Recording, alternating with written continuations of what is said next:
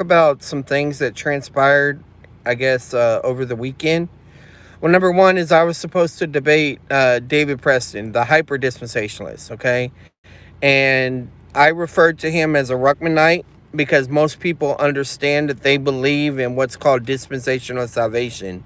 Of course, David Preston would say that there were people before Ruckman that believed in dispensational salvation. He would point to Schaefer, Schofield, Darby, other people like that. I am still considering those claims. He has not convinced me on that, but even if that be true, then they're wrong too, just like David Preston. And so, anyway, SFT, the moderator, Standing for Truth, y'all all know him, or most of you do. I got a cold sore in my mouth right now, so if I'm talking like this, you know why. But SFT got sick. You know, he came down with something, and so we canceled the debate. Now, I used the word canceled because at that time I didn't know when it was going to occur, if it was going to occur. Well, the thing is that April 2nd, I have my Charlie Bean paper critique due. Okay, I have uh, I have a debate on the Trinity coming up on 26 on the Gospel Truth Project, which I haven't touched that topic in a long time formally. I mean, as far as a formal debate, I've never done it. But I mean, as far as actually going in and studying it, it's been a while. So I want to focus in on that time. Um, then I think in May, I'm going to post my schedule later on, but you have a Will Kinney debate on the King James because I want to, get more experience in that area. Um, and then maybe I think oh yeah, I'm going to be debating Dan Chapa in May as well on John 15. We're going to do that doubleheader thing again. And then possibly I may be debating David Preston on the topic we were originally going to debate on June. I know David's not going to like that, but that's the reality, The thing is that David made a post the other day saying gloves off, right? But the thing is that he already had his gloves off before he went in the debate. David has the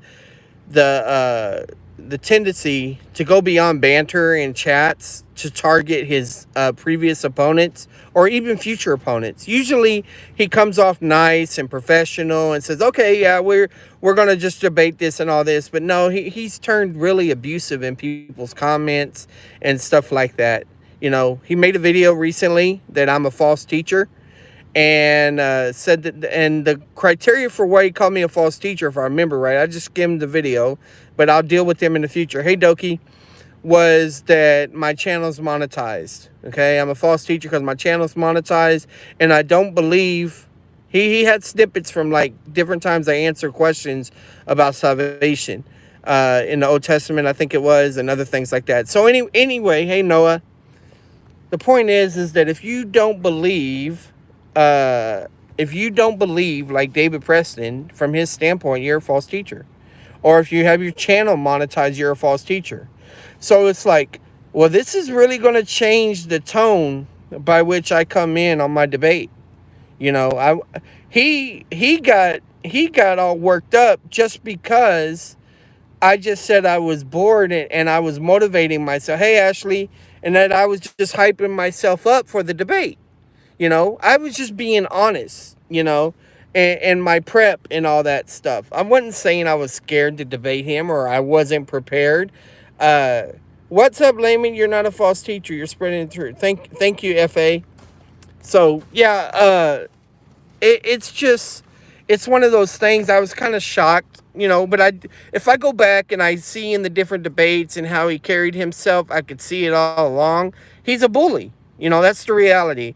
And yeah, I mean, he replied basically saying, I live in the basement of my grandmother. I'm fat. I'm stealing from people and all this. And I thought to myself, wow, you made me want to be like Eminem and take the B Rabbit approach and say, yeah, I'm fat. I live in a trailer or. But yeah, I might freestyle, make a joke about that later on. But anyway, it's just like, dude. And then he's always like, you're gonna go down, you're gonna lose, okay, fine. I don't have no problem with that. This is the thing. Even if I lose against David Preston, hey Elizabeth, what person is going, and I mean person, because it's going to be a small minority, what person is going to be convinced that salvation, hey, you never said I was fat? I'm lying? Okay, I think that's an accurate paraphrase. You said I need to take care of my health and all that. So I'm lying whenever I don't use exact words. But I'm glad you're here because it's easier for me to talk to you as well. Because this is what I think, David. It looks like things are going to be pushed off to June. So this is what I suggest. You're always worried about people misunderstanding you. You got your channel now. You're using your channel. Why don't you take it an opportunity to just teach a systematic view of your beliefs so that whenever someone comes in to debate you, they can't say, oh, you misrepresented me, or you called me this, or you done all this, and you wanna take the high ground as if someone committed this great travesty because they didn't understand your view that probably 1% of the world hold to, where, hey, Paige, where you're basically saying you got to believe in the Apocrypha as inspired. Now, you will try to argue, that you don't need the Apocrypha to hold to your position, all right? That's what you'll try to argue, but you always cop out to it. And in that way, you're like Sean Griffin. You know? He built his stuff around Second Temple Judaism, Apocrypha literature, and all of those types of things like that. And it makes me want to go back and look at that interview that y'all did together, you know, and really examine all that stuff. So my point is that even if I lose the debate, you're not going to win the audience. You're being a jerk now. You're going to be a jerk in the debate too. So yeah, you're right. Gloves are off. This is a street fight, you know. You want to be Tommy Gunn? Okay. Well, I'm Stallone in the streets now. So what I suggest you do, I don't care. The majority of Christianity is what? Catholic, Orthodox? Might as well become one of them. But anyway, this is what I want to say to you, David. You need to make videos, all right? Because what I'm going to start doing, in addition to my prep for my seminary stuff, is I'm going to go over my old videos where I was critiquing your previous debates, where I was preparing to debate you the first time, where I did after shows with that, because I want to freshen my mind up because I saw so many inconsistencies and things like that. So my point is that you're going to have a lot to answer for, and you have an opportunity to clarify things. You got up until June, I think, for you to clarify things. So you need to go into video wars with me, essentially. Get your views out there and quit trying to be, oh, I'm so misunderstood. Okay, well, let's get it right. I have no intention of misrepresenting you. You accused me of being a thief and other things like that. Dude, so I don't really care anymore, you know? I'm about free grace, and you're damaged to free grace, but I can't say you're not free grace because you're free grace now in the church age. And I don't really care about dispensationalism because even if you're right, it doesn't matter. I don't believe the stuff you believe. It's not exegetically supported. So I only debating you because I've been asked to debate you and because it's a challenge to me. You're no challenge to me. Anybody else that debates me, it's not me against them. It's me and God and how I'm going to work on the way I communicate, how I'm going to prove my arguments, how I'm going to discipline myself, how I'm going to deal with the different personalities. Right now, David Preston, you're in the category of Daniel Mira, Kelly Powers, and Dr. Larry Helms. Y'all want to act that way, then I'm going to put you in that category. See, that means you're not in the Church and Fan or Dan Chapa category. That means you're not in the Cobain category. You're not showing yourself professional. You went to this level before the debate. What do you think is going to happen now? So I just hope you will use your video platform, now that you want to call people false teachers. I hope you use your video platform to clarify your position and counter everything we throw out there. Because I'm going to go back and I don't claim to understand your position.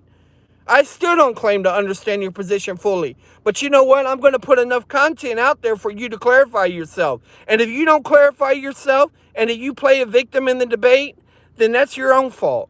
Okay? So the video wars are on. Just letting you know. And I'm glad you're here to witness this one too. You know. We're going to give them something to talk about.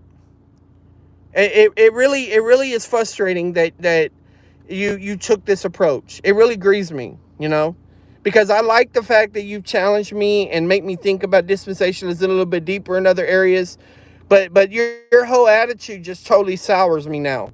And there's even people that are soured within there. Uh, you know, all right, you called me a surfer nerd. Yeah, I did call you a surfer nerd. What's wrong with, are you a surfer and are you a nerd? Yeah, what's the matter? You think those are bad words? Do you really think that? Do you think that calling someone a surfer nerd is different than saying someone is someone is stealing? You said my beliefs were false. Of course you're false. You think my beliefs are false too. You said you would destroy my beliefs. Maybe I said that. I don't usually say that, but if I did, that's fine.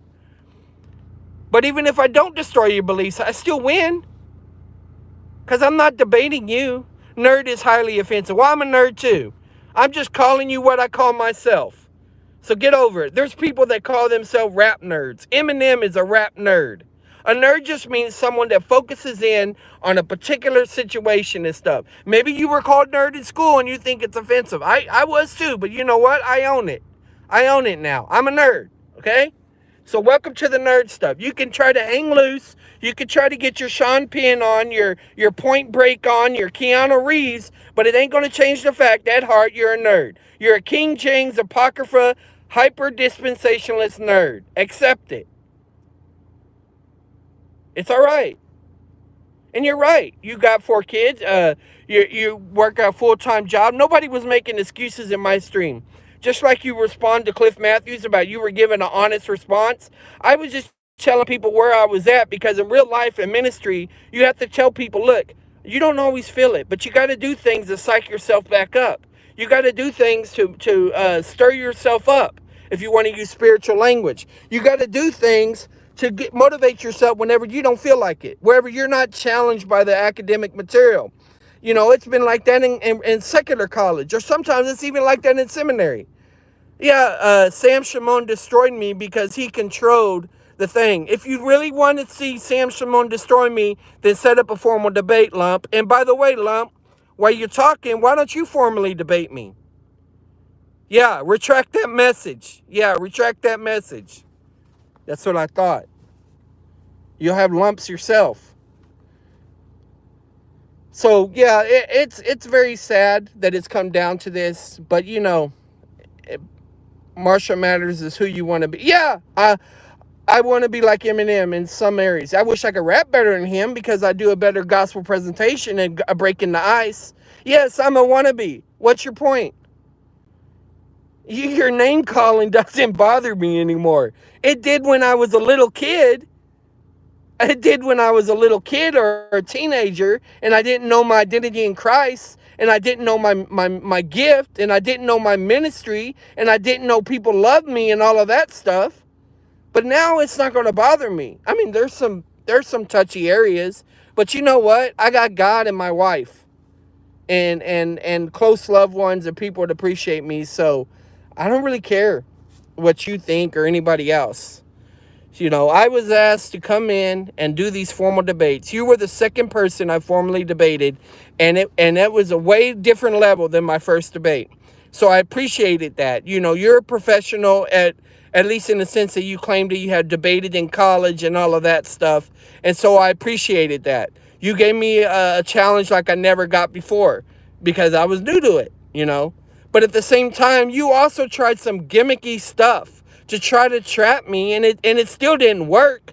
And from everyone that I talked to, you didn't win. And I don't really think anybody wins in a debate, but the information gets out there. You care more about getting hyper-dispensationalism out there than you do anything else. That's why you always want to go into all this teaching stuff that's irrelevant to the debate. Yes, I have a lot of issues myself, SoCal, but I'm not claiming to be all holy in that. So what's your point? You can go after me for making references to Eminem. That's fine. Go ahead. Whatever it takes. I just hope you deal with the content. You ran down my channel saying I'm not offering anything or, all of this stuff. Dude, I've been teaching the Bible for years faithfully and for no monetary gain or whatever. And my channel's transparent. I'll pull up receipts and I'll show you everything that I have coming in and all of that type of stuff like that. You know, you just got a chip on your shoulder about certain things and you're willing to unleash it on anybody you want. I personally don't think anybody should debate you. I think you have shown poor sportsman conduct. You went beyond banter. You went beyond pre-ring stuff like that. You showed that you are not a worthy professional opponent. Okay? I'd rather find somebody else that believes like your position and that could be more mature and defend it a lot better. Because right now I consider my respect for you has been totally diminished. And you did that to yourself. You're self-sabotaging your career. But what you probably want is you probably have a martyr's complex. And you probably want everybody to turn against you so that you can say you're the champion of my position of your position, and that will help blow up your channel. I yelled at a man with a disability. Yeah, you could bring that up too. Go ahead. And if you want to bring that stuff up, Larry Helms is talking trash again too. I'll expose all the stuff behind the scenes. So you can go ahead, go with that route all you want. You know, I can also point to the times where you commended me about being prepared, professional, willing to debate. That's the thing, is you talk out of both sides of your mouth. You give flattery, and it's deceptive. You need to grow up. I got to clock into work. God bless. And sorry, guys, for meaning to address y'all, but I went off on him. It's all right. Hey, I've had 23 debates since that 8th debate that I had with Larry Helms. I think I've grown in those areas. But you know what? Keep messing with me, turn me back to the old me. That's what Dre said. See, I could be Eminem and Dre. Hope you have a good day.